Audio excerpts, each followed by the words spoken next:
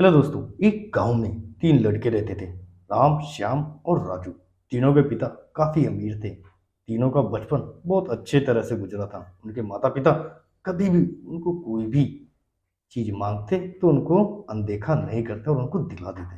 राम के पिता सरपंच थे, श्याम के पिता एक कारोबारी थे और राजू के पिता एक किसान जमींदार थे।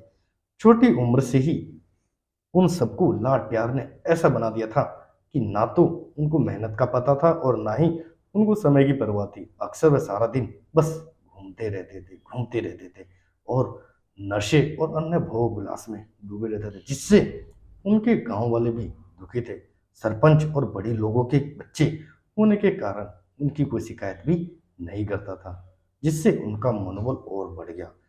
एक दिन उनके गांव में बहुत तेज बारिश हुई, जिससे सब लोगों का नुकसान हुआ, जिसमें इन तीनों के माता पिता भी थे, उनका भी बहुत नुकसान हुआ।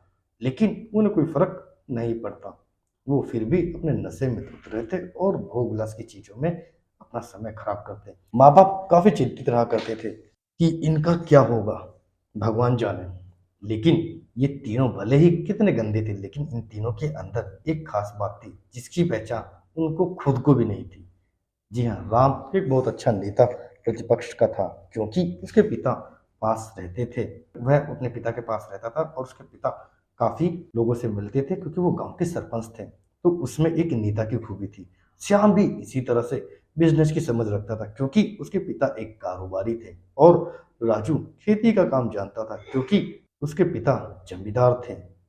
पर अपनी गलत कामों की वजह से उन सब ने अपने इन टैलेंट पर ध्यान ही नहीं दिया, जो कि उनकी सबसे बड़ी कमजोरी थी। इस तरह से इनकी बदमाशियों को देखकर उनके पिता उन्हें सीख देने की सोची। तीनों पिताओं ने अपने अपने बेटों को बुलाया और उनसे कहा। तीनों पिता ने एक वसीयत बनाई, जिसमें ये लिखा था कि एक वर्ष के अंदर इन तीनों को 10-10 लाख रुपए कमा कर देने होंगे, बिना किसी गलत काम करे। और अगर ये लोग 10 लाख रुपए कमा कर नहीं दे पाते हैं तो उन्हें हम अपनी वसीयत से निकाल देंगे और ये सारा पैसा लोगों में बांट दिया जाएगा और वे इनके वारिस नहीं रहेंगे।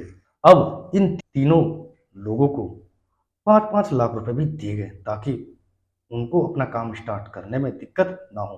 पहले तो सब खुश हो गए कि हम आज़ाद हो गए, हमको पैसे मिल गए, और ऐसा सोचकर इन्होंने फिर से काफ़ी समय मौज मस्ती करने में लगा दिया। इस तरह से 6 महीने बीत गए और इनका काफ़ी सारा नुकसान भी हुआ। फिर एक दिन अचानक उनको एहसास हुआ कि अगर शर्त हार गए तो हम अपनी अपनी जायदाद खो बैठेंगे।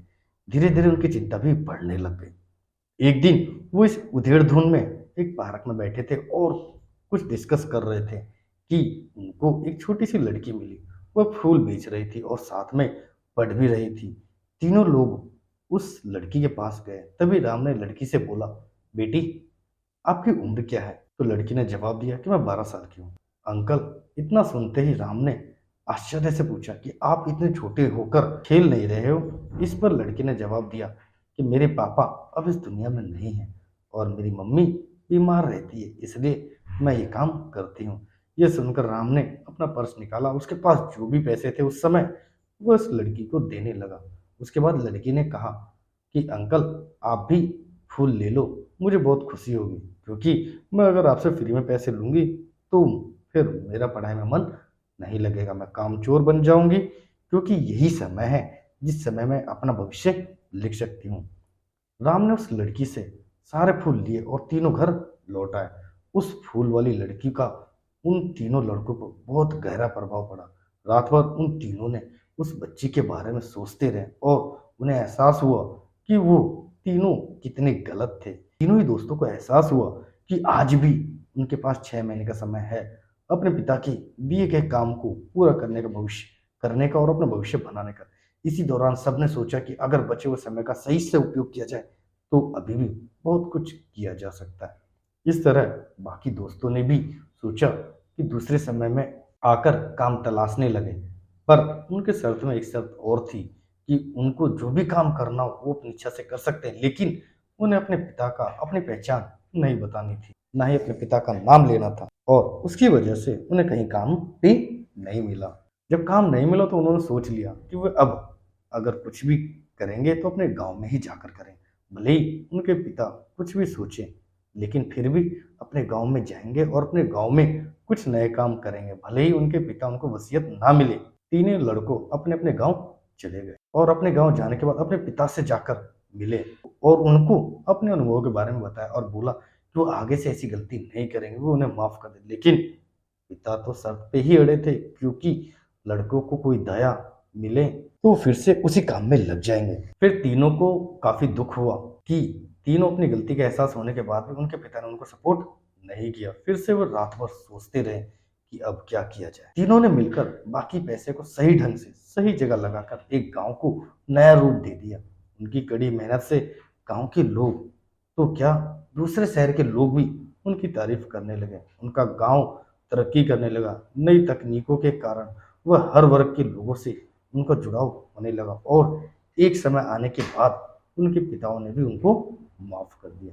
इस तरह से दोस्तों उन तीनों को ही समय की कीमत का अंदाजा हुआ कि पहले वो कितना समय बर्बाद कर रहे थे, लेकिन जब से उनको समय की कीमत का अंदाजा हुआ तब से उन्होंने समय को बर्बाद नहीं किया और काम करके पैसा कमाया, नाम कमाया और सीखा कि ईमानदारी से जिंदगी कैसे जीते हैं। जी हाँ दोस्तों, कुल मिलाकर कहने का मतलब यही है कि आप सभी को समय बर्बाद नहीं करना चाहिए। अगर ये समय आपके हाथ से निकल गया तो कुछ नहीं कर सकते, और हाँ, समय के पास इतना समय नहीं कि वह आपको दोबारा समय दे। इसलिए मैं आपसे हमेशा कहता हूँ कि आपको हमेशा अपनी स्किल्स के ऊपर काम करना चाहिए। आपको अपने कम्युनिकेशन स्किल्स पे, पर्सनैलिटी डेवलपमेंट पे और बहुत सारी स्किल्स के ऊपर काम करते रहना चाहिए। और इसी स्किल्स के रिगार्डिंग मैं विकी राजपूत भिवाड़ी में आपको content creation, communication skills, personality development, web design, SEO, sales training, इन सभी चीज़ों के स्किल्स को आपको सिखाते हैं हम अपने इंस्टीट्यूट में। और आप लोग इंटरेस्टेड है तो नीचे डिस्क्रिप्शन में लिंक होगा, वो एक गूगल फॉर्म है, उस फॉर्म को फिलअप करें, जिससे कि हमारी टीम आपको जल्दी से जल्दी कॉन्टैक्ट करेगी, जिससे कि आप भी अपनी लाइफ में कुछ वैल्यू ऐड कर सकें। और सबसे मजे की बात, आपके लिए एक दिन का फ्री ट्रायल बिल्कुल फ्री है। जी हाँ, एक दिन की क्लास बिल्कुल फ्री है, जिससे कि आपको पता चले कि हम लोग कैसे काम करते हैं। तो आई होप आपको समझ में आया होगा और आप भी अपने स्किल्स के ऊपर काम करेंगे। तो नीचे डिस्क्रिप्शन में लिंक है, उसको लिंक है, उसमें गूगल फॉर्म को फिलअप करें और समय को बर्बाद ना करें, क्योंकि समय बर्बाद करने के हजारों तरीके हैं, लेकिन आप ऐसा कोई तरीका चुनिए जो आपकी ज़िंदगी बदल दे, इस समाज की ज़िंदगी बदल दे, इस देश का भविष्य बदल दे। तो आई होप आपको ये स्टोरी थोड़ा सा अंदर से इंस्पिरेशन लेके आई होगी।